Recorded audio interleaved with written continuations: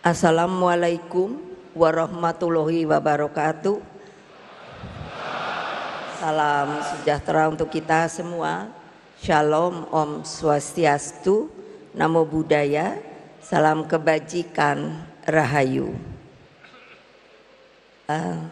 Dengan segala hormat, karena kebetulan saya juga menjadi Ketua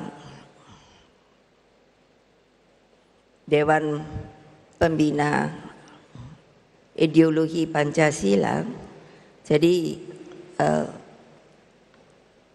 harus selalu mensosialisasikan, yaitu yang telah disetujui, selalu mengucapkan kalau saya begini seharusnya berdiri, tetapi juga tetap saja untuk duduk. Nah, nanti disambut juga dengan salam Pancasila. Tentu sebelumnya saya ingin mengucapkan banyak terima kasih kepada para tamu-tamu yang sangat saya hormati, dan tentunya anak-anakku yang sudah datang. Khas PDI Perjuangan, bagi para tamu itu kalau mau tahu, PDI itu kalau boleh datang itu maunya semua juga mau datang, tetapi saya kan bilang terus tempatnya mau di mana. Jadi hanya yang datang kali ini adalah mereka yang tentunya di dalam struktur itu yang pada mewakili. Tentu yang kami ingin sampaikan adalah rasa hormat dan terima kasih. Sayangnya Pak Mardiono tidak bisa hadir, tapi diwakili oleh Bapak Rusli Effendi, Wakil Ketua Umum, lalu Bapak Dr. Usman Sabta, Ketua Umum Hanura, Bapak Haritanu Sudipyo, Ketua Umum Perindo. Lalu saya harus mengatakan, karena saya waktu mereka bertiga itu minta pada saya, kalau kami bergabung, yang lucu bilangnya begini, Ibu, kalau kami koalisi enggak bisa. Saya langsung bilang begitu, karena saudara-saudara sekalian, anak-anakku tersayang, harus di stressing bahwa banyak sekali mereka yang salah. Karena dalam sistem ketatanegaraan kita, boleh tanya pada Pak Mahfud, sistem kita adalah presidential system, jadi bukan parlementer. Jadi sebetulnya kita ini tidak ada koalisi lalu oposisi. Jadi memang agak susah sebetulnya, karena kalau tidak ikut lalu apa ya. Jadi saya bilang pada mereka bertiga, kerjasama. Karena memang begitulah, tidak bisa koalisi karena kita sistemnya nanti parlementer. Oleh sebab itu saya mohon dengan segala hormat saya, dari kalangan pers juga harusnya memberikan sebuah pembelajaran masukan yang benar daripada sistem kenegaraan kita. Lalu kalau ada yang bertanya pada saya, kalau tidak ikut, tidak ini, ya itu ada artinya ya tidak ada bersama-sama. Jadi semua pada diam. Nah, itu yang saya ingin stressing. Beliau bertiga, dan setelah pemilu pileg presiden, beliau juga bertiga Tiga mengatakan pada saya, karena saya juga bertanya bahwa ini pileg pilpres sudah dinyatakan selesai, tetapi tentu saya ingin menanyakan Bapak bertiga bagaimana? Saya masih terus mau ikut sama PDI Perjuangan. Untuk itu saya tentunya sangat berbesar hati dan mengucapkan beribu-ribu terima kasih, karena sebetulnya harusnya begitulah tata krama yang namanya di negara kita ini. Lalu ada seorang senior partai, sudah lama tidak pernah muncul. Partainya dulu kami itu PNI, itu kakak saya. Dulu kami kuliahnya di Bandung. Saya di Pajajaran, kakak saya di ITB. Tapi akibat tahun 65 saya tidak tahu kenapa kita terus tidak boleh kuliah. Jadi kakak saya itu Bapak Guntur Soekarno Putra. Sekarang mulai tambah cerewet. Kenapa? Karena dari dulu saya suka bilang pada beliau, saya bilang mentang-mentang sudah kader inti. Kalau dulu di PNI ada kaderisasi dan yang paling tinggi adalah kader inti, tapi saya masih keroco. Jadi selalu mesti begini, mesti begitu. Lalu saya bilang, nanti saya lebih dari kamu. Sorry. Lalu dari Badan Pembinaan Ideologi Pancasila selalu dengan penuh semangat. Terima kasih sekali Pak Jenderal Purnawirawan Bapak Tri Sutrisno.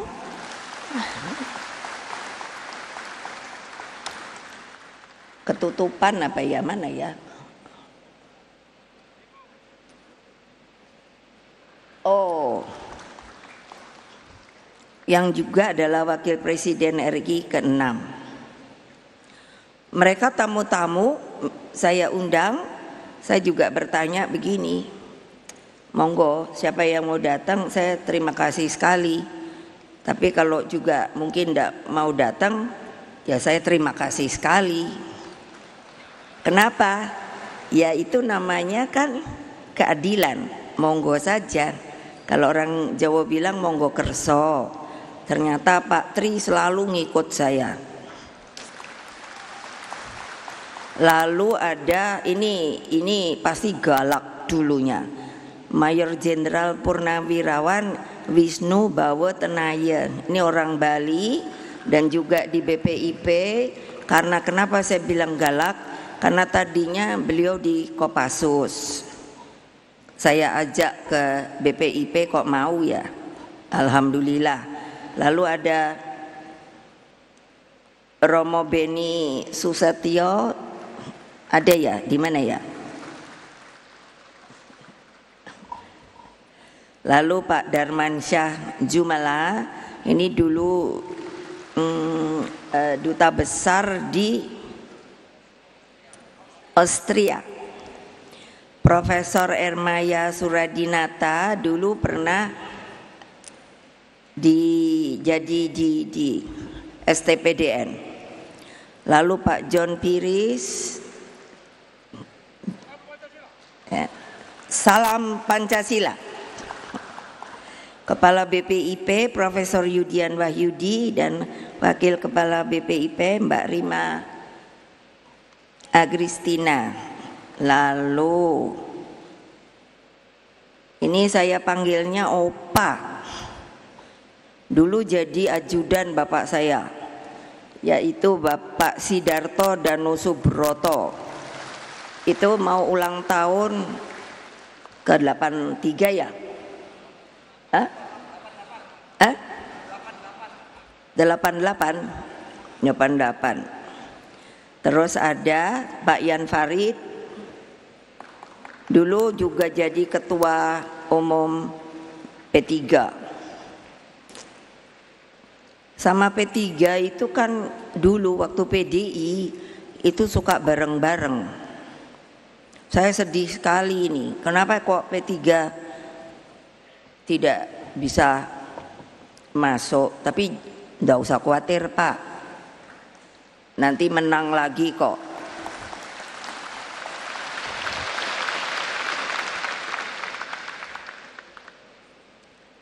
Lalu menteri, ini para menteri, lalu ada Menteri Pariwisata Ekonomi Kreatif Pak Sandiaga Uno,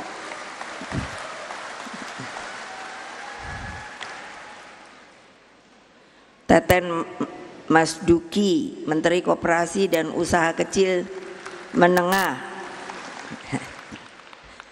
para menteri dan pejabat setingkat menteri dari PDI Perjuangan, ada Bapak Pramono Anung,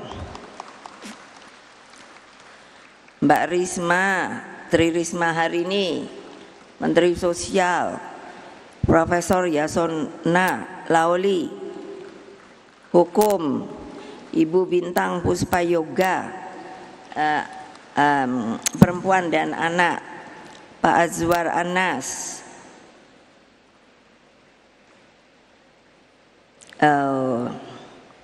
Pan RB, Hasto Wardoyo, BKKBN. Ibu-ibu senang sama beliau. Ya, karena beliau ini ngurusi keluarga berencana dan stunting. Dan yang terakhir Hendrar Prihadi, saya suka lupa, susah banget ininya. Jadi, dan tentunya tidak akan lupa, yaitu banyak sekali juga para tokoh masyarakat sipil, pers, para purnawirawan TNI Polri, ada Pak Andi Wijayanto, mana dia ya? Oh itu di sana. Pak Andi Wijayanto itu putranya Pak Theo Safei. Dulu ada di PDI sampai PDI Perjuangan. Terus ada Pak Andika Perkasa.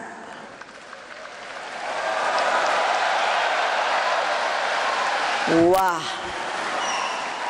kok ternyata banyak fans ya. Jadi agak curiga ya. Beliau tadinya kan apa itu Panglima TNI. Lalu Pak dari sejarah Profesor Aswi Marvan Adam, mana ya? Beliau ini kalau mau ditanya soal sejarah itu aduh hebat sekali. Pak Muhammad Sobari, mana ya?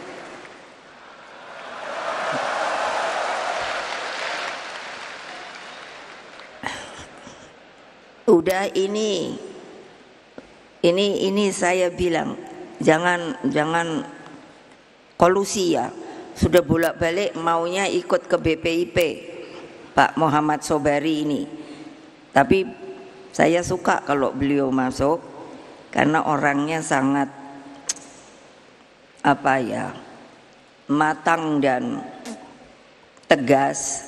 Lalu Pak Rudi S. Kambri,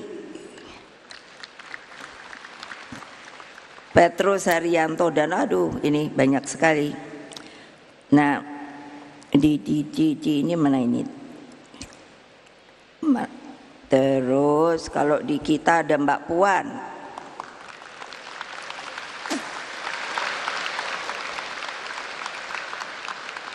Mbak Puan, saya bilang pada Mbak Puan apa?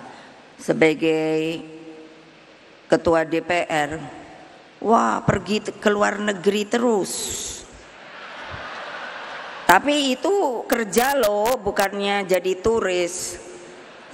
Jadi saya kalau beliau pamit kemarin ikut di Bali, lalu kapan itu ke Meksiko. Jadi terus saya bilang gantianlah sama saya deh yang jadi anggota ketua DPR, kamu yang jadi ketua umum.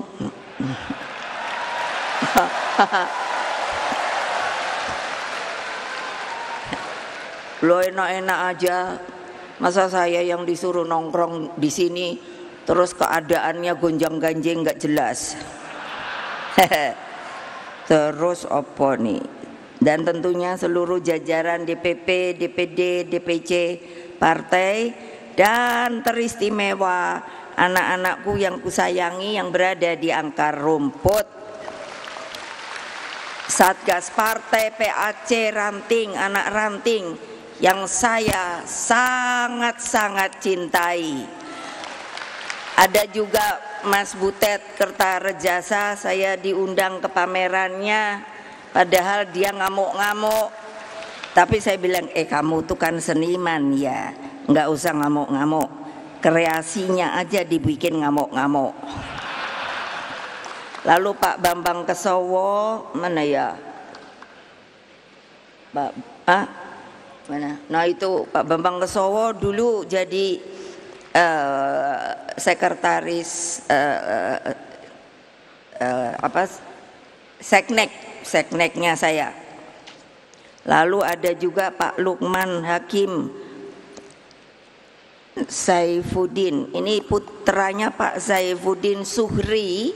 Dulu bapaknya Pak Saifuddin Zuhri itu salah satu menterinya Bung Karno, betul kan? Iya, makanya saya tadinya mikir, kok berani juga ya datang ke PDI Perjuangan. Oh iya, bapaknya teman bapak saya. Siapa lagi? Ternyata sudah. Dan semua yang telah hadir, yang tentunya telah memberikan support kepada PDI Perjuangan selama ini, sehingga tentunya merdeka,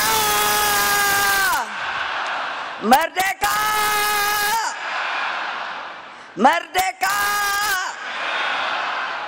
salam Pancasila.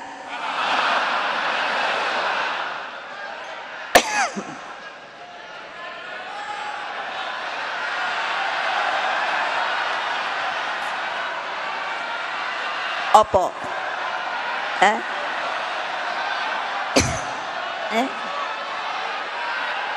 Ya lupa banget. Iyalah, saya juga tahu. Sengaja disembunyikan.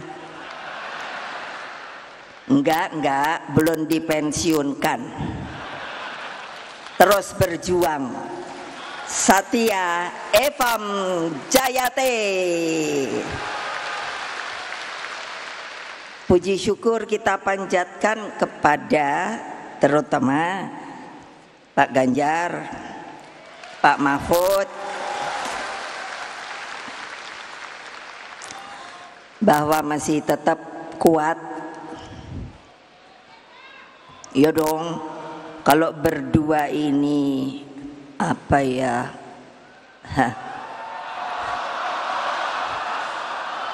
Lemas.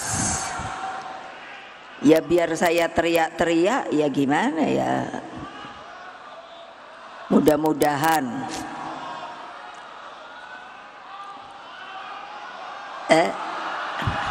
nggak dengar. Oh ada juga yang masih diingat ya. Jadi waktu itu, Ibu saya boleh nggak ketemu? Kenapa nggak boleh? Saya bilang gitu. Ada yang mau saya omongin. Wah kok kayaknya ini sekali ya, serius. Ya udah datang gitu. Ibu saya mau pamit. Lo mau pamit kemana? Kan gitu toh. Oh saya mau pamit keluar. Saya pikir mau keluar negeri kan. Jadi saya hanya bilang kan, ya sana pergi oleh-oleh ya gitu. Tahu-tahu bukan ibu, saya mau keluar dari Pertamina. Loh, kok keluar dari Pertamina?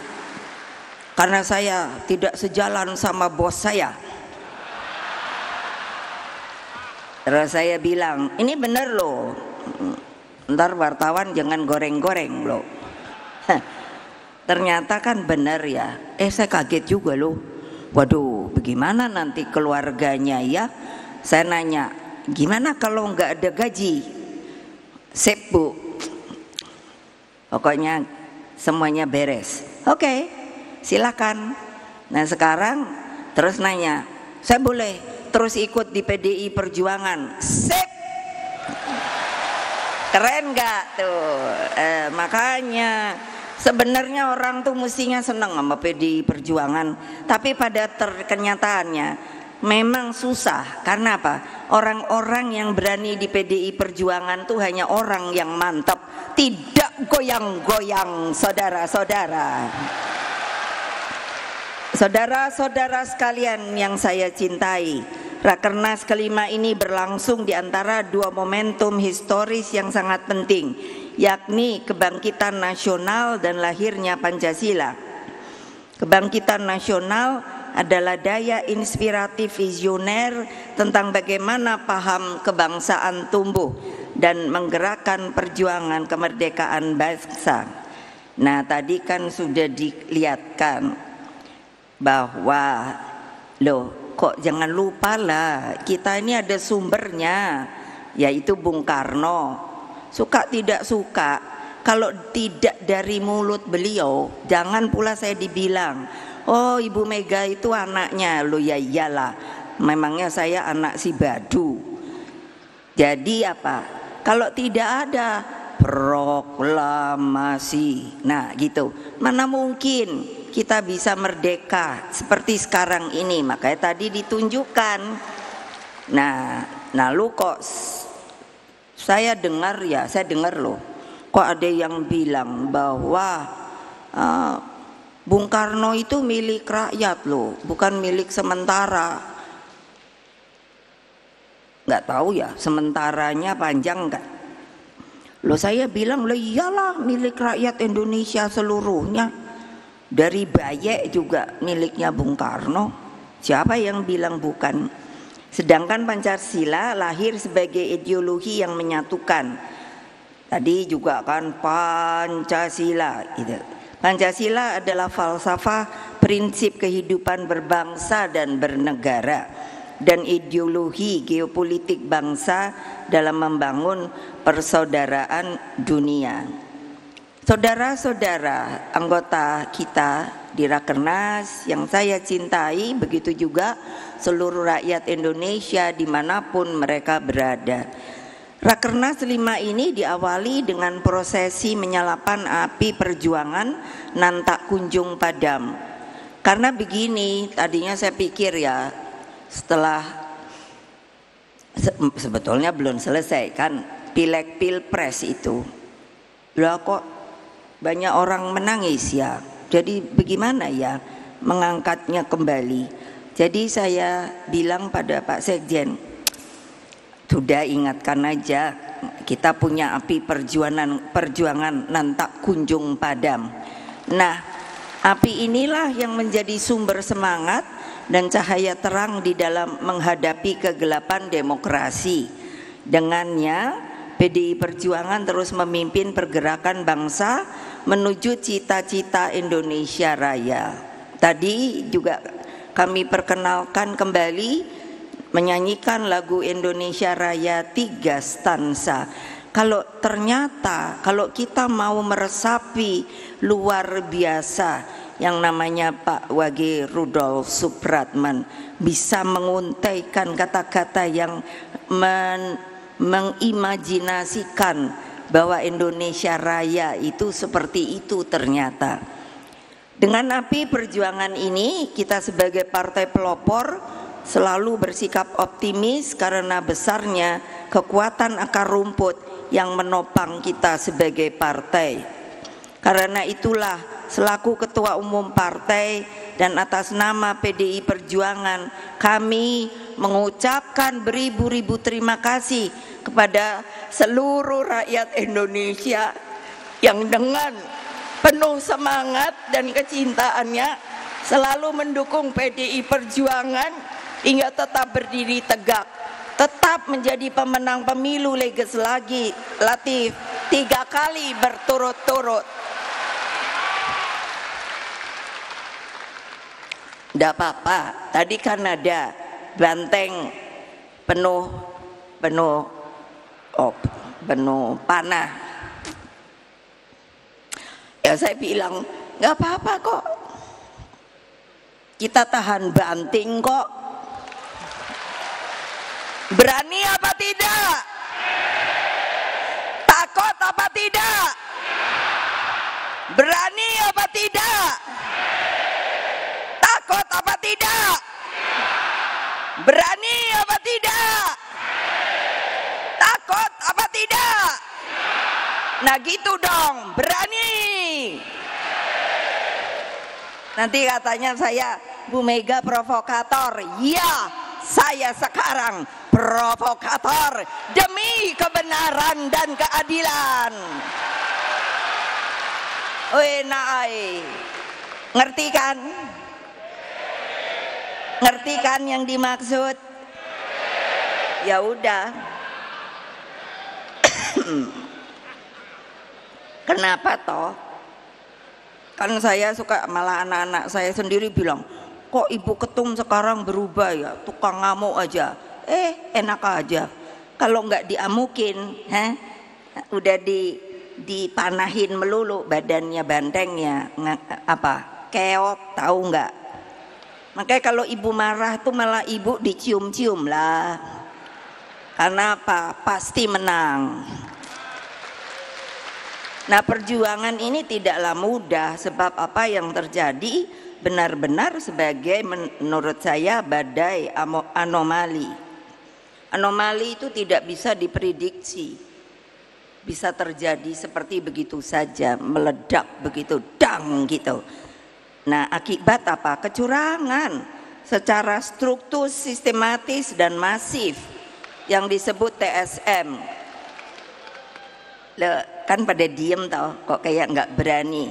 Benar ada apa tidak? Benar ada apa tidak? Ayo, TSM ini ada apa tidak? Ya memang ada, saya tahu kok. Kan semuanya pada mengatakan sepertinya tidak. Oh tidak, seperti KPU-nya bilang, oh itu kan jujur, jurdil, jujur adil, luber, langsung umum, bebas, rahasia. Loh, padahal tuh KPU lu yang ngomong. Hadirin sekalian, reformasi itu lahir sebagai koreksi menyeluruh pada waktu itu terhadap watak pemerintahan otoriter untuk mewujudkan sebuah negara hukum yang demokratis. Dalam proses ini, partai politik, pers, supremasi hukum, sistem meritokrasi, dan pemilu yang jurdil harus hadir dalam sebagai satu ekosistem demokrasi. Dalam masa kepemimpinan saya sebagai Presiden kelima Republik Indonesia, reformasi telah memisahkan TNI dan Polri. Kedua lembaga negara ini dituntut profesional, melepaskan dirinya dari dwifungsi ABRI dan bersikap netral dalam setiap pesta demokrasi. Jadi saya jadi ingat ketika menjadi selaku mandataris MPR terakhir, saya menerima penugasan untuk memisahkan TNI dan Polri. Pada waktu itu suasana kebatinan saat itu berangkat dari kenyataan bagaimana namanya waktu itu Angkatan Bersenjata Republik Indonesia selama Orde Baru digunakan sebagai mesin politik melalui fungsi sosial politiknya. pemisahan ini jangan lupa loh, ini keputusan MPR loh, tab MPR-nya ada, dilakukan sebagai kehendak rakyat. Dalam proses itu saya berharap agar TNI dan Polri dapat belajar dari para seniornya. Jadi bukan mau sombong, mau keren. Saya ini memang benar anak presiden. Jadi saya kenal Pak Jenderal Sudirman. Beliau orangnya sederhana banget, pakai pici. Padahal beliau kan sebenarnya guru loh, tapi diangkat oleh Bung Karno pada waktu itu menjadi Panglima Besar Jenderal Sudirman. Ada namanya Pak Urip Sumoharjo, Pak Gatot Subroto, dan lain-lain. 7 pahlawan revolusi, begitu loh.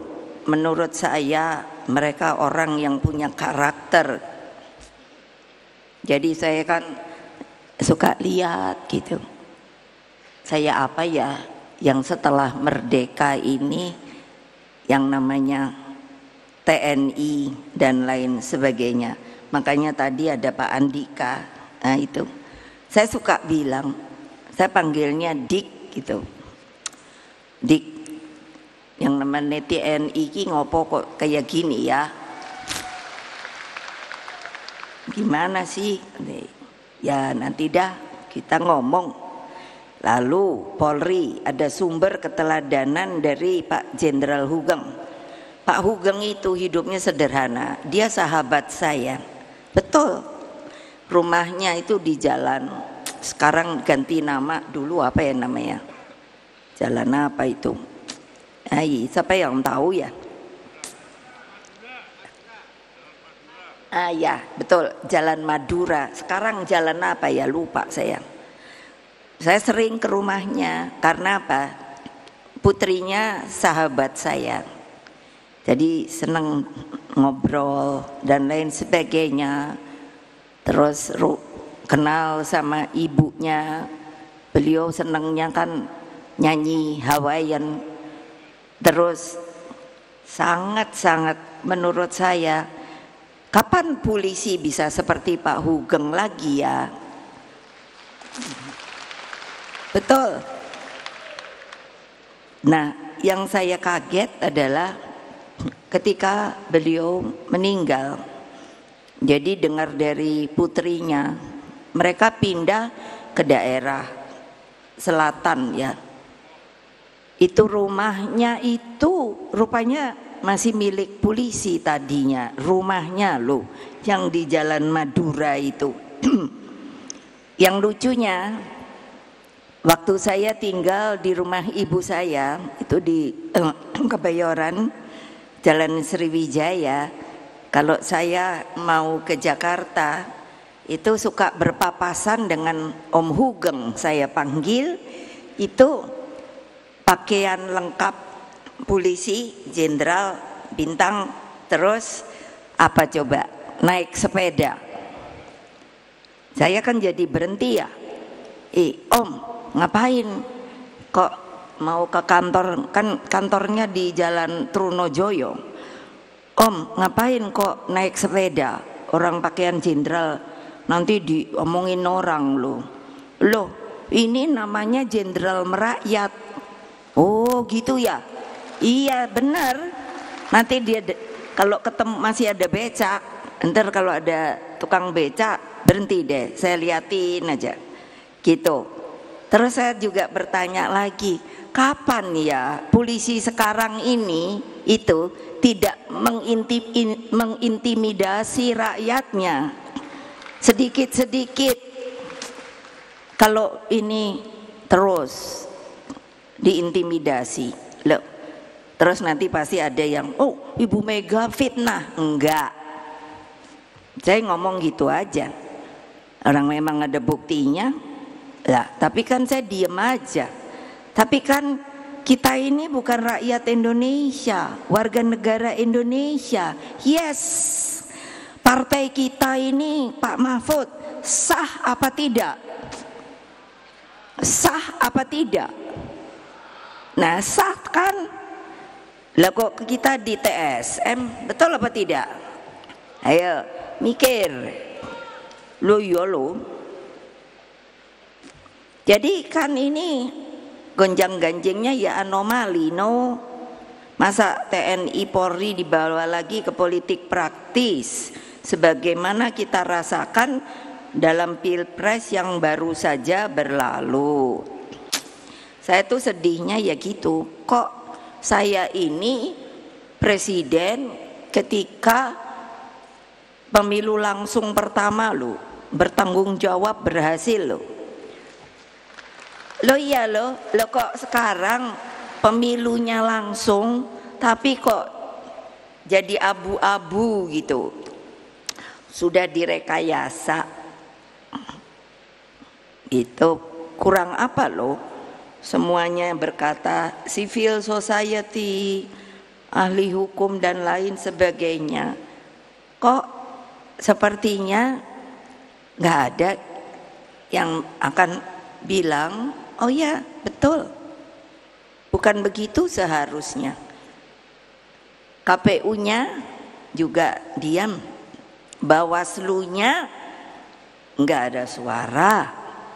Jadi kan saya mikir, masa saya ndak boleh bersuara? Saya boleh dong bersuara. Katanya kita ini negara demokrasi, menjalankan demokratisasi. Untuk apa ada reformasi? Kalau reformasi sekarang menurut saya kok sepertinya hilang atau dalam sekejap. Dulu reformasi kan menempatkan nepotisme, kolusi dan korupsi itu sebagai musuh bersama. Dan oleh sebab itu lahirlah Komisi Pemberantasan Korupsi. Itu juga saya loh yang buat. Heran loh, yang barang bagus-bagus tapi sekarang dipergunakannya menjadi tidak bagus. Kenapa ya? Itu kesalahan siapa ya? Nah begitu loh, makanya aduh nih Mahkamah Konstitusi juga sama. Kenapa? Bisa diintervensi oleh kekuasaan. Nampak jelas melalui keputusan terhadap perkara nomor 90 yang menimbulkan begitu banyak antipati. Ambisi kekuasaan, sukses mematikan etika, moral, dan hati nurani hingga tumpang tindih kewenangannya dalam demokrasi yang sehat, terlebih dalam sistem politik dalam sebuah negara kesatuan yang berbentuk republik. Seharusnya hanya ada satu lembaga di tingkat nasional yang memiliki fungsi legislasi. Dengan demikian, setiap penambahan materi muatan dalam suatu undang-undang harus lahir melalui proses legislasi di DPR RI, bukan melalui judicial review di MK sebagaimana terjadi akhir-akhir ini. Ini ketua umum partai loh yang ngomong, bukannya Ibu Mega secara pribadi loh. Dalam kaitan ini MK hanya memiliki kewenangan menguji dan memutuskan apakah suatu undang-undang sesuai atau bertentangan dengan konstitusi. MK itu ya saya yang mendirikan loh. Coba bayangkan, kok barang yang saya bikin itu digunakan tapi tidak dengan makin baik. Waktu saya presiden tuh banyak loh. Nanti kalau saya beberin semua, nanti ada yang bilang, oh Ibu Mega sombong banget. Enggak. Sampai waktu saya mendirikan, saya sangat ingat, saya minta dicarikan tempatnya. Wah, tahu-tahu mau enggak tahu di daerah mana. Saya bilang, enggak. Ini sebuah Mahkamah Konstitusi yang harus berwibawa. Hakim-hakimnya mesti punya karakter kenegarawanan sehingga dapat mengayomi seluruh hak-hak rakyat yang ada di dalam kedaulatan rakyat kita di yang namanya di negara kesatuan Republik Indonesia. Coba, makanya sampai saya cari-cari, akhirnya dapat keren tempatnya, yaitu yang saya bilang masuk di dalam ring 1 istana. Apa artinya? Dia adalah tempat yang harus dijaga.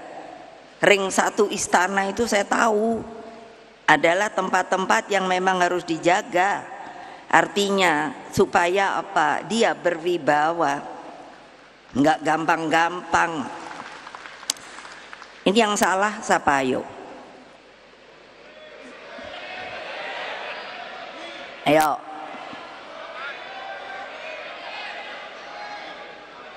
Mbok kalau jadi partai, katanya partai itu kita solid bergerak. Mbok kalau teriak tuh semua gitu tuh, what gitu loh. Kok kayaknya masih selalu goyang. Ya kalau siapa yang goyang udah deh, nggak usah jadi PDI Perjuangan dah. Lo betul loh. Kayak ini saya bilang sama Pak Hasto, kamu tahu nggak sih tarian poco-poco? Apa tuh Bu? Asik loh. Dulu saya sama Bung Karno suka nari poco-poco, tek gitu. Keren. Tapi terus saya bilang sama bapak saya, kenapa mundur maju ya Pak? Kok kamu sampai mikir begitu? Lah ya kan maju mundur maju mundur gitu. Gak usah mundur deh Pak, maju terus pantang mundur. Gawat deh Republik Indonesia ini. Ya saya sampai tidak ada lagi apa ya, hati yang bisa menjadi terbuka loh. Sampai nulis loh, sampai saya bilang seorang warga negara bernama Megawati Soekarno Putri, lalu dengan bagian dari pecinta pengadilan yang namanya amicus curiae, coba kurang apa ya, terus agar setiap ketukan palu Hakim MK benar-benar menjadi palu emas bagi tegaknya konstitusi dan demokrasi, bukan palu godam kegelapan yang seperti terjadi saat ini. Ya diem aja tuh, nggak usah teriak merdeka deh. Sekarang mikirnya piye, gini loh, supaya nggak kejadian gini lagi gitu loh. Ini nanti istilahnya itu bisa jadi replikasi. Replikasi apa? Kalau bisa begini seperti yang sekarang kejadian, oke. Makanya bisa nanti yang 5 tahun lagi dibegitukan lagi. Wah, bayangkan Indonesia apa nggak makin bubrah ya? Ayo, gimana? Makanya mikir. Nah, nggak usah ngelawan. Aku suka bilang juga sama Pak, juga aku seneng kan, namanya sekjen, bukannya Hastonya yang suruh datang tiap 2 hari sekali loh, lapor ke ketua umum gitu, galak aku. Terus aku cuman bilang gini, anak-anak iki semangat gede tapi orang mikir tok, bolak-balik lawan lah, yang sebelah sono ada bedile loh. Nah kene mau pakai opo, ayo cobain. Makanya udah pakai omongan we. Itu tadi ada ini sopo namanya tuh, ntar dulu, Pak Aiman tadi datang dia loh, orang ngomong kok malah terus dipanggil toh. Lah saya ya bilang loh, makanya ngapain takut? Lah saya bilang kok ini sama Pak Lauli, Menko Menkokumham, kebetulan dari PDI Perjuangan.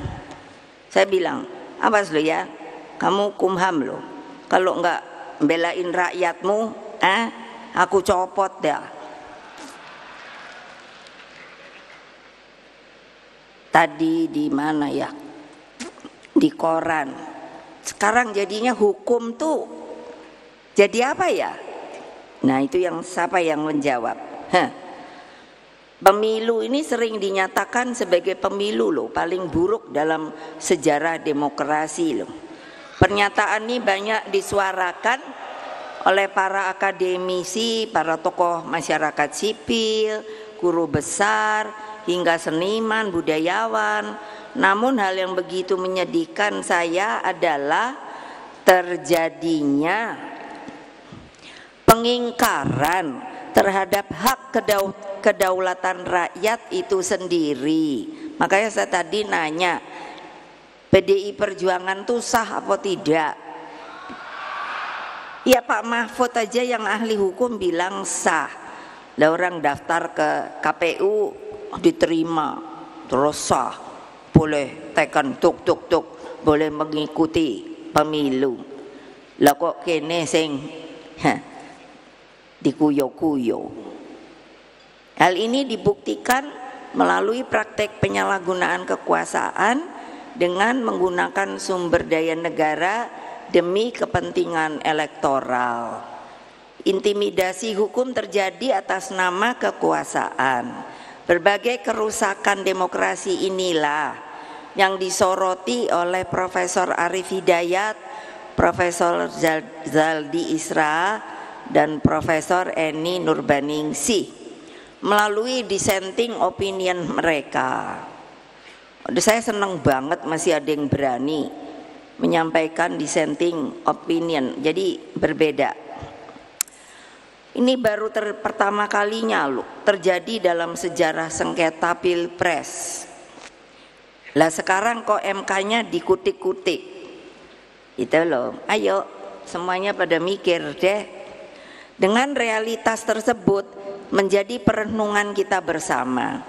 Bukankah ketika gagasan pemilu presiden dilaksanakan secara langsung, seluruh asumsi yang ada saat itu berangkat dari hipotesis bahwa kecurangan yang sifatnya terstruktur, sistematis dan masif mestinya tidak akan mungkin terjadi. Namun seluruh asumsi tersebut ternyata terbukti itu bisa dijungkir balikan. Itulah yang saya sebut kondisinya anomali. Orang nanti bisa saja berkata begini, kenapa kok hanya ibu sendiri sih yang repot ngomong-ngomong begini? Kenapa partai lain tidak? Ya, saya bilang, oh itu bukan urusan saya, tapi saya sebagai seorang warga negara yang mempunyai hak. Maka saya tadi nanya, apakah ada hak? Ada. Saya termasuk yang warga negara yang berada di dalam kedaulatan rakyat tadi. Nah, dengan demikian mau diapakan sekarang? Karena kita adalah organisasi partai politik. Organisasi partai politik itu beda dengan organisasi lainnya yang seharusnya memberikan pembelajaran, pengetahuan. Makanya kalau saya marah, kamu harus turun ke bawah, bertemu dengan akar rumput, bonding dengan dia, mengajarkan hak-hak dia. Lalu kamu harus melihatkan kepada dia apa artinya kekuasaan di tangan rakyat itu. Makanya lah kok pada diem ya. Ya saya ngomong aja dah. Sebagai warga bangsa kalau ini. Karena apa, saya nggak terima bagian daripada warga negara Indonesia yang berada di dalam sebuah organisasi politik yang bernama Partai Demokrasi Indonesia Perjuangan. Mengapa dibedakan dengan lainnya? Sepertinya kita ini orang yang bukan warga negara Indonesia, dibuat dengan cara-cara sistematis, terukur dan masif untuk bisa hanya sebenarnya secara prosedural dan formal kekalahan ini untuk dibuktikan bahwa ini adalah telah dipergunakan sebagai hak rakyat yang tapi sebenarnya salah, 1000% salah, karena tidak dijalankan secara jujur dan adil, saudara-saudara.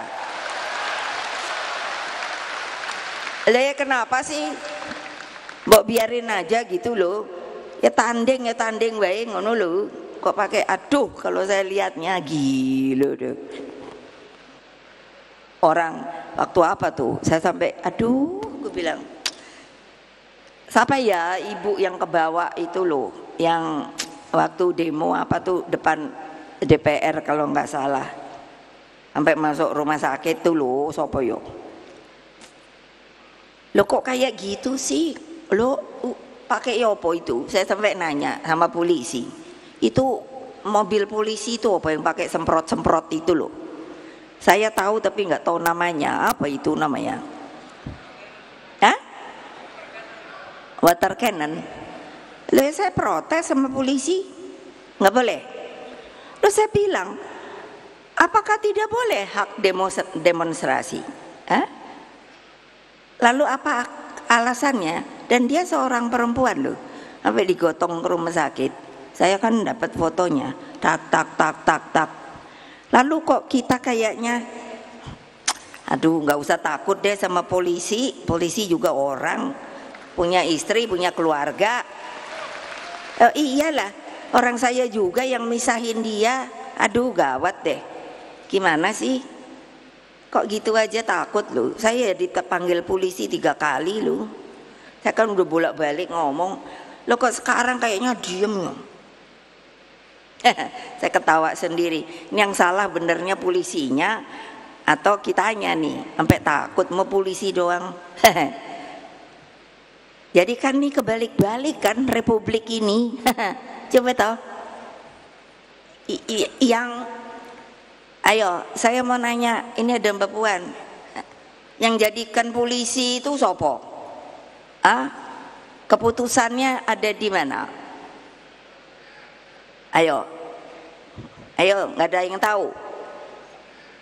Tuh ada jauh di mana tuh ngomong DPR. Loh iya loh, DPR itu apa toh? Dewan Perwakilan Rakyat loh. Loh kok kayaknya terus udah gitu. Dewan Perwakilan Rakyat Republik Indonesia. Kok udah gitu bagiannya bolak-balik. Sampai saya tuh mikir loh, ini mau diapain sih republik ini? Gitu loh.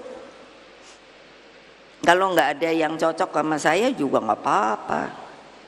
Terus rakyatku yang kucintai, coba berpikir secara jernih, arif, bijaksana. Terjadinya anomali demokrasi secara gamblang dijelaskan oleh Dr. Sukidi, seorang pemikir kebinekaan yang disegani. Sosok cendekiawan ini menjelaskan fenomena kepemimpinan paradoks yang memadukan populisme dan Machiavelli, hingga lahirlah watak pemimpin authoritarian populism.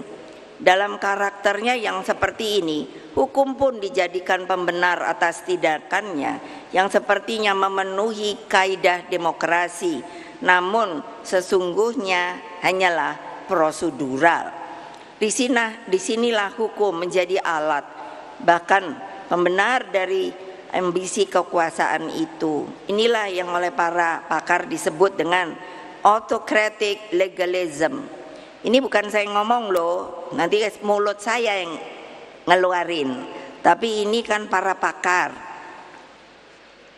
Lah bayangkan dong, pakai revisi undang-undang MK yang menurut saya prosedurnya saja tidak benar. Tiba-tiba masa reses, saya sendiri sampai bertanya pada, tadi ada Pak Utut mana ya? Nah, saya tanya sama beliau, ini apaan sih? Mbak Puan lagi pergi, yang saya bilang ke Meksiko, kok enak amat ya? Belum lagi ada pelanggaran produk jurnalistik investigasi dalam undang-undang penyiaran. Loh, untuk apa ada media? Makanya saya selalu mengatakan, kamu tuh ada dewan pers loh. Lalu harus mengikuti yang namanya kode etik jurnalistik. Lah kok nggak boleh ya kalau ada investigasinya? Loh, itu kan artinya pers itu kan apa sih? Menurut saya dia benar-benar turun ke bawah loh. Saya banyak teman dulu kan waktu PDI, wah saya mah pers itu suka makan lesehan itu kalau di Kebayoran tuh apa yo, deket opo yo. Dulu ada lesehan ini loh, nasi opo itu ya, nasi uduk enak banget sama wartawan udah muda. Terus kan saya ajari, kamu kalau ini jadi pers yang betul. Menghadapi berbagai anomali demokrasi tersebut, tentu pilihannya bukanlah dengan mencabut hak rakyat dan mengembalikannya ke dalam tangan MPR RI. Pilihan yang lebih bijak adalah percaya pada adagium Vox Populi Vox Dei, bahwa suara rakyat adalah suara Tuhan, bahwa suara rakyat adalah suara Allah Subhanahu wa Ta'ala. Adagium ini juga diyakini bekerja dalam peribahasa, siapa menabur angin akan menuai badai. Ataupun, nah ini seperti yang Mas Butet judulnya, ekspresi milik gendong lali, yang menjadi Butet perenungan sosok seniman Butet Kartarejasa. Apa sih saya pidato ini terhadap keseluruhan apa yang terjadi? PDI Perjuangan diajarkan oleh sejarah untuk percaya pada Satyam Eva Jayate, bahwa kebenaran apapun juga, kapanpun juga pasti akan menang. Inilah tema sentral Rakernas kelima PDI Perjuangan. Hadirin sekalian, mungkin dipikir ibu tuh apa sih pakaian Sanskrit. Ini saya belajar sejarah loh. Saya dapat spirit ini itu ketika Raden Wijaya sedang dikuyok-kuyok pada akhir abad ke-13. Ternyata pejangan itu diberikan oleh seseorang, kamu jangan putus asa. Bung Karno mengajarkan kepada kita bahwa kita harus punya yang namanya kesabaran revolusioner, bahwa kita terus bergerak, solid bergerak, terus maju terus, tidak pantang mundur. Untuk apa? Mencapai kemenangan. Untuk apa? Supaya rakyat bisa menjadi benar-benar mempunyai kedaulatan rakyatnya. Itulah tugas dari partai kita, PDI Perjuangan, saudara-saudara. Siapa yang tidak setuju, angkat tangan.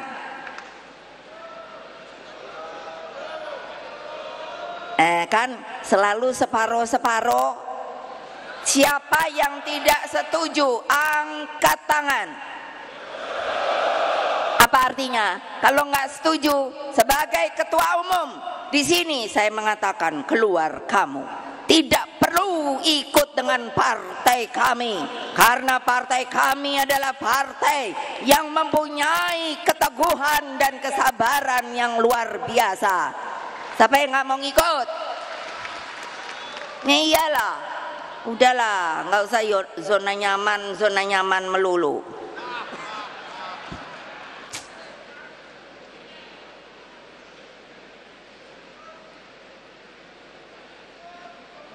Nah ini juga saya senang sekali menulis kata-kata mutiara. Lah berarti bukan Raden Wijaya saja loh yang ngomong seperti ini. Iya, ini pesan politik kebenaran yang juga dapat diambil dari keteladanan Nabi Muhammad sallallahu alaihi wasallam. Apa coba? Beliau mempunyai seorang teman, sahabat. Terus menurut ceritanya itu yang saya baca, dia hidup paling miskin namun sangat berbahagia, yakni Abu Dzar Al-Ghifari. Rasulullah berpesan, kulil haqqa walau kanna muran.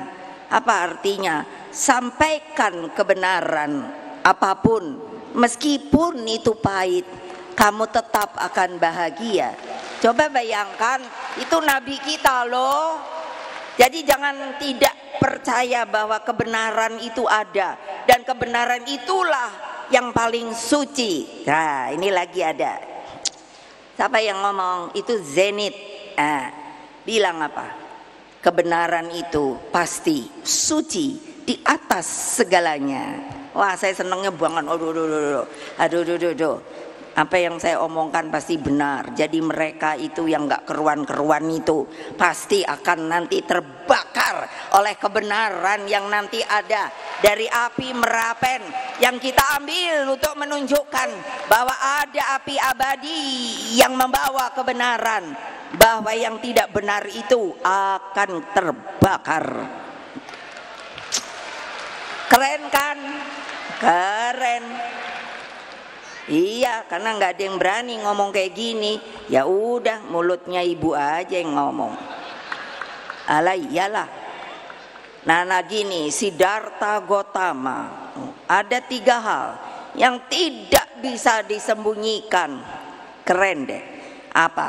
Matahari, bulan, dan kebenaran. Aduh, seneng banget aku dengerin kayak gini-gini. Jadi kebenaran dalam politik inilah jalan terhormat yang kita pilih. Kita tidak pernah bergeser dalam keyakinan ideologis, termasuk keteguhan dalam menjaga konstitusi. Meski tubuh banteng moncong putih ini terluka di sana sini, tapi aumannya, gerangannya tetap terdengar ke seluruh Indonesia. Merdeka! Lihat kan, ya keren nggak? Ada aja. Makanya kalau udah nggak mau ikut PDI Perjuangan, out. Lo iya lo, kita nih tahan banteng, tahan banting. Kenapa? Karena itu mereka tuh rakyat itu dari dulu sampai sekarang. Bu, kalau saya waktu anggota DPR, Bu, kapan ya Bu? Kan di Jawa Tengah. Jadi saya juga bisa bahasa Jawa kan. Bu, kapan Bu? Gusti Allah niku maringi Ratu Adil nggih. Lah nopo Pak? Ratu Adil tuh orang yang betul ngayomi, memberikan keadilan, kesejahteraan bagi mereka. Nah, jadi apa? Lah saya bilang, iku percaya apa ora? Karo Gusti Allah. Inggih. Lah, tapi kok enggak datang-datang ya? Ora. Engko teko. Yakin? Nggih. Yakin? Nggih. Yakin? Nggih. Hakul yakin. Hakul yakin. Wah, dia tepuk tangan coba. Gila dah. Itu kalau turun ke bawah, tahu nggak? Kalau ke akar rumput, siapa yang nggak turun ke bawah? Angkat tangan. Nah, semuanya pasti nggak berani. Padahal ibu tahu siapa yang nggak turun ke bawah. Udah bilang sama Hasto, ini mestinya yang nggak turun ke bawah ini pecatin aja toh. Masih banyak mereka yang mau ikut sama PDI Perjuangan. Aduh. Nah ini lagi, ini bayangin Pak Dr. Sindunata, aku baca aja, hebat banget. Ia hanya mau orang mengerti, harapannya adalah matahari dan jagonya adalah penderitaannya sendiri. Ia percaya Ratu Adilnya tak lain hanyalah manunggalnya penderitaan dan harapan. Laksana manunggaling kawula lan Gusti. Mereka wong cilik itu bukanlah kalah. Mereka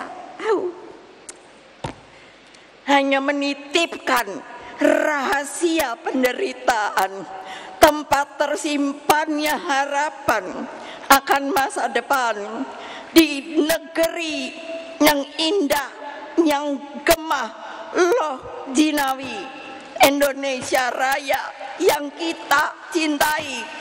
Tidak yakin akan hal itu, tidak yakin akan hal itu hanya karena manusia-manusianya sudah mulai lupa diri.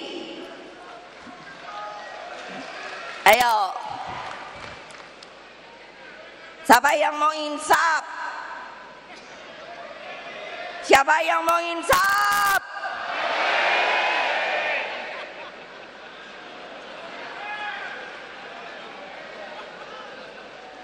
Saudara-saudara sekalian, rakyat Indonesia yang saya cintai dan banggakan dengan tulus, ikhlas, sudah menjadi tugas sejarah kita untuk tidak pernah berhenti berjuang, mengangkat harkat dan martabat para petani, buruh, dan nelayan. Ini bukan hanya slogan, namun benar-benar menjadi basis keperpihakan partai. Saudara-saudara tahu enggak sih bahwa apa? Para petani kita, itu mbak pergi deh, temuin deh, bahwa apa? Mereka itu sekarang karena nggak merasa anak-anak mudanya tidak bisa memberi harapan kehidupan, maka nggak ada loh, mulai berkurang yang mau jadi petani. Yang ada adalah tua-tua. Lalu bagaimana kalau nggak ada makanan? Karena nggak ada yang mau membuat, yaitu pertanian dan lain sebagainya. Apa mau impor terus?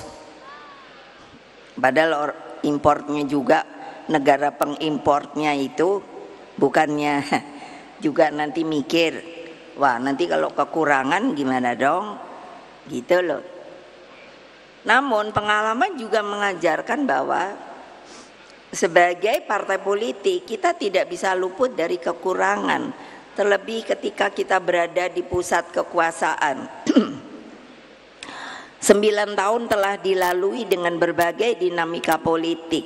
Begitu banyak tarik menarik kepentingan terjadi. Bahkan jabatan menteri pun yang ibu dengar nih sekarang ini sudah mulai wah pada rebutan deh. Ketika menghadapi krisis multidimensi, saya lebih memilih membentuk kabinet yang ramping dengan jumlah menteri 33, tapi bersifat apa? Zakon kabinet, kabinetnya yang profesional. Jadi benar, the right man in the right place. Terbukti krisis dapat diatasi dan seluruh hutang terutama dengan International Monetary Fund dapat dilunasi. Pertanyaan saya, ayo mikir, utang kita ini gimana cara bayarnya? Ayo mikir loh. Jangan enak-enakan tidur loh. Ayo ibu-ibu itu, kayak apa kalau terjadi? Gimana? Ya silakan.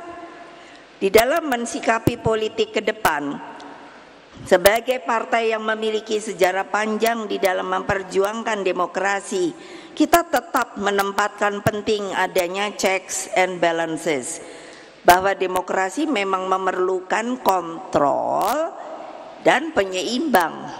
Namun kita juga tidak menafikan bahwa berpolitik mengandung esensi untuk selalu mendapatkan kekuasaan. Hanya bedanya apa toh?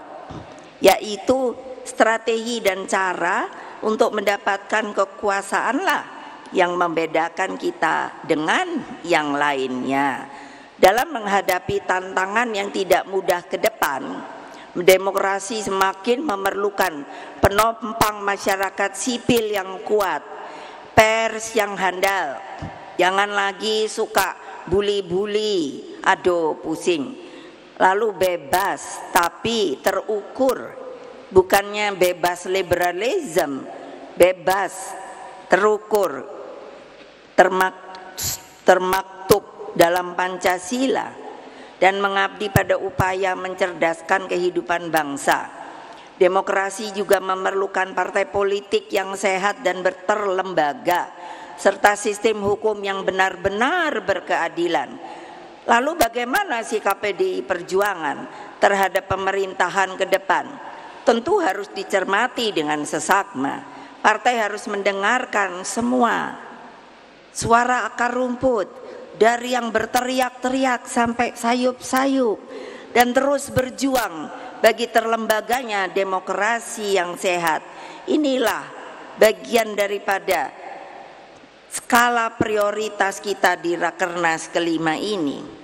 Apa yang saya pikirkan saat ini lebih pada tanggung jawab agar berbagai persoalan yang berkaitan dengan perekonomian rakyat mendapat perhatian serius. Perekonomian jangan dipersempit hanya sebagai upaya mengundang investor. Perekonomian bersentuhan dengan hak rakyat untuk mendapatkan pekerjaan, penghidupan yang layak, ketersediaan pangan dengan harga yang terjangkau, dan bagaimana merancang jalan Indonesia yang tentunya dapat berdiri di atas kaki sendiri. Saya sebagai Ketua Dewan Pengarah yang namanya BRIN, Badan Riset Inovasi Nasional, bayangkan saudara-saudara sekalian, dalam setengah tahun saya dalam memerintahkan untuk melihat yang namanya tumbuhan kita itu setengah tahun, 6 bulan, itu sudah masuk jumlahnya 2 jutaan lebih, dan ini mungkin akan terus dari lumut sampai pohon besar. Apakah itu bukan potensi bahwa kita sebenarnya benar dapat berdiri di atas kaki sendiri, mempergunakan kekuatan kita, bukan hanya menadahkan tangan kepada orang luar. Bukannya saya anti investor, tidak, tetapi kerjakan dulu yang ada di dalam negeri, baru kalau sekiranya kita tidak bisa, maka kita dengan harga diri dan terhormat meminta untuk teman-teman kita yang berada di dunia luar. Itu namanya apa? Kehormatan sebagai sebuah bangsa, saudara-saudara. Toh ini enggak. Apa sih bisa berdirinya tuh? Berdiri di atas kaki sendiri. Sudah saya bisa lihat kedaulatan pangan, energi, kesehatan, apalagi keuangan, hingga pendidikan yang mendorong loncatan kemajuan karena penguasaan pada ilmu, pengetahuan, teknologi, dan kehandalan riset dan inovasi. Urusan pendidikan sekarang saya aja ngelihat korannya aja pusing. Kenapa sih? Nggak ada Pak hitungan bahwa kalau untuk anak-anak yang tidak berpunya, negara itu harus membiayai. Kenapa sih kok kayak enggak ada? Semuanya dimahalkan. Anak-anak kita yang akan menggantikan kita, terjadi regenerasi. Mengapa saya selalu marah untuk PDI Perjuangan menjadi partai pelopor? Karena saya berkeinginan sepanjang Indonesia Raya ini ada, yang telah diserahkan oleh para pendiri bangsa kepada kita, kita pun Partai Demokrasi Indonesia Perjuangan akan tetap ada untuk bisa juga abadi seperti negara Republik Indonesia yang kita cintai. Masa enggak terbakar ya? kalau ngomong kayak gini nih, kayaknya hanya ala ibu ngomong begitu doang, nggak ada namanya gerak di dalam jiwa kita bahwa itulah sebetulnya anugerah dari Allah Subhanahu wa Ta'ala, bahwa kita telah menjadi insan manusia warga negara dari sebuah negara terjajah menjadi negara yang merdeka dan berdaulat. Kok sekarang keadaannya baru mau 79 tahun merdeka, keadaannya baru yang namanya reformasi aja? Apakah harus ada reformasi? Ayo jawab. Ya, gimana sih? Apa sih yang kalian pikirkan? Gitu loh. Jadi apa? Menghadapi tantangan perekonomian tersebut, Rakernas 4 partai harus menjadi suluh perjalanan bangsa. Partai harus menyiapkan agenda strategis masa depan.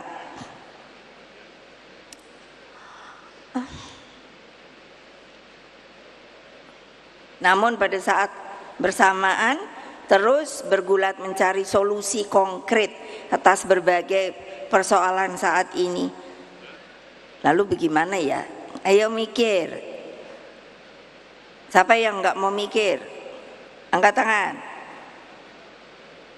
Ya kan pasti nggak ada. Karena apa? Iya, kalau di depan ada ibu pada takut. Tapi kalau di belakang terus mulutnya begini, payah. Hadirin dan seluruh rakyat Indonesia yang saya cintai dan banggakan, mewakili PDI Perjuangan, sekali lagi saya mengucapkan terima kasih atas dukungan yang diberikan baik kepada PDI Perjuangan maupun dukungan yang telah diberikan kepada pasangan Ganjar Pranowo dan Mahfud MD. Kasihan loh, aku kan kalau sekarang ketemu orang nggak tahu tuh untuk menyenangkan atau sebetulnya nggak benar. Ibu, kenapa ya kok Pak Ganjar Pak Mahfud kalah ya? Padahal saya tuh nyoblosnya itu Pak Mahfud sama Pak Ganjar loh. Ya mana saya tahu, kenapa kamu nggak jaga? Aku bilang gitu. Orang rasanya juga sampai kita tungguin loh. Ya tanya sana sama yang bikin TSM. Terima kasih juga saya sampaikan kepada rekan seperjuangan dari Partai Persatuan Pembangunan, P3, Perindo, dan Hanura, serta seluruh relawan yang telah begitu setia berjuang. Kasihan loh kalau lihat angkatan yang apa namanya, sukarelawan dari angkatan tuh apa namanya? Atau Forum Penyelamat. Nah, Forum Penyelamat Reformasi dan Demokrasi. Saya kan ketemu, aduh semangatnya masih tinggi, padahal udah mulai tua-tua kayak saya juga. Terus kalau saya tanya, semangat dong ya? Siap ibu. Keren tuh Dika, mana dia? Bapak-bapakmu itu keren-keren, kamu jangan loyo loh. Pak Andika nih dianya kesang sama PDI Perjuangan loh. Sekarang dianya KTA-nya PDI Perjuangan loh. Asal jangan balelo aja kapan-kapan ya. Biarin dah kedengeran omong semua nih. Ai gawat deh. Terus apa lagi nih ya? Udah tinggal satu lagi. Aduh, percayalah tidak ada perjuangan yang sia-sia. Bung Karno menegaskan, bapak saya itu kan senang banget teriak-teriak. Mungkin lama-lama saya juga kayak dia teriak-teriak melulu. Jadinya selalu kan kayak tadi itu kan, aduh kalau udah dengerin, tapi rakyatnya kok seneng ya. Jadi Bung Karno bilang, for fighting a nation, there is no journey ends. Bersatu kita teguh, bercerai kita runtuh. Habis gelap, terbitlah terang. Semoga Allah yang Maha Kuasa meridhoi perjuangan kita. Wassalamualaikum warahmatullahi wabarakatuh. Om Santi, Santi, Santi Om. Rahayu. Merdeka! Merdeka! Merdeka! Salam Pancasila. Kita pasti menang.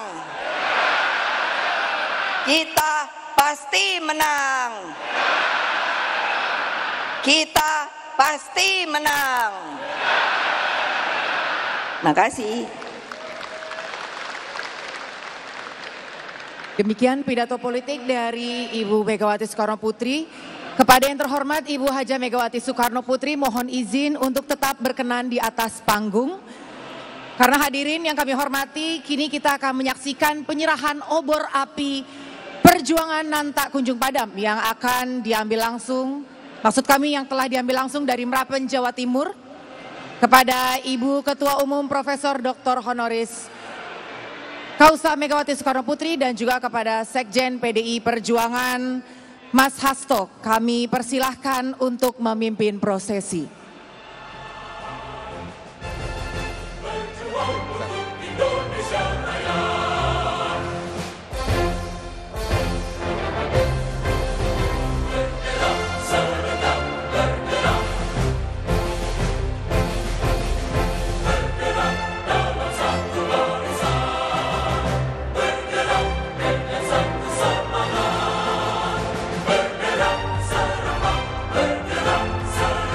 Api nan tak kunjung.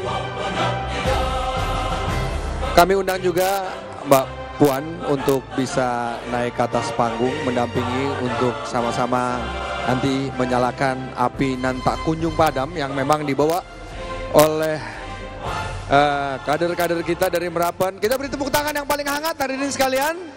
Inilah dia Pak Oli Dondo Kambe, kami persilakan juga untuk bisa naik ke atas panggung.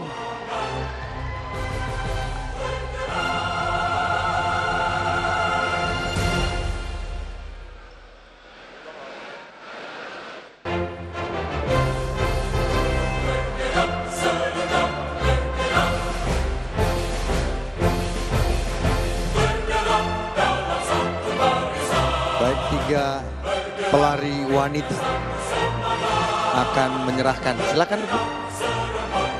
Ya, ditemani oleh Pak Sekjen, Mbak Puan dan Pak Oli menerima api tersebut, kemudian nanti menyalakannya. Di belakang juga ada foto atau video-video.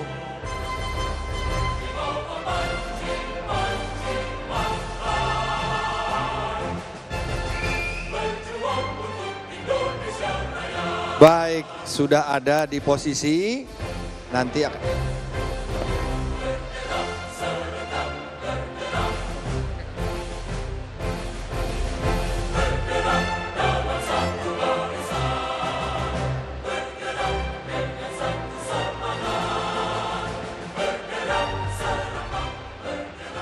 dengan mengucapkan Bismillahirrohmanirrohim, maka ini adalah simbol. Karena untuk terus seperti tadi yang saya katakan, semangat kita itu tetap seperti api nan tak kunjung padam. Ini api dibawa dengan berlari berapa hari ya? 4 ya. Itu dari Merapen. Dan ini nantinya akan tetap dinyalakan untuk ditaruh di tempat kita di sekolah partai.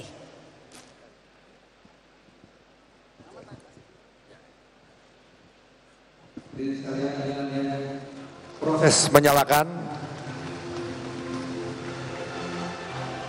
Bung Karno menegaskan, for fighting a nation there is no journey ends. Bersatu kita teguh, bercerai kita runtuh. Habis gelap, terbitlah terang. Kita beri tepuk tangan sekali lagi hadirin semua tamu undangan, api nan tak kunjung padam, Anggi. Ini menandakan semangat perjuangan sesuai dengan namanya PDI Perjuangan, api nan tak kunjung padam. Jadi semangat perjuangannya tidak boleh padam. Semangat perjuangan tidak boleh padam, Ya. seperti yang tadi sudah disampaikan di pidato politik Ibu Ketua Umum dan juga sesuai dengan subtema kita, Ya. Bang Niko. Hari ini menyampaikan kekuatan persatuan rakyat, memenangkan kekuatan persatuan rakyat, jalan kebenaran yang berjaya. Ini Betul. esensi gotong royong sebenarnya, Bang Ini Niko. adalah esensi gotong royong karena setelah kita selesai dengan agenda besar Pileg dan Pilpres, kita juga dipercaya oleh 16,7% untuk bisa melanjutkan merumuskan program-program kerakyatan. Dan pada bulan November nanti kita akan sama-sama ikut dalam agenda politik besar juga tahun ini, yaitu Pilkada dan juga Pilgub di seluruh provinsi dan kabupaten kota. Untuk itu kita tetap harus gotong royong, harus bersatu padu, kan itu tadi, ya kan? Betul, harus bergotong royong, harus bersatu padu, berani, semangat perjuangannya harus tetap berkobar seperti obor api ini.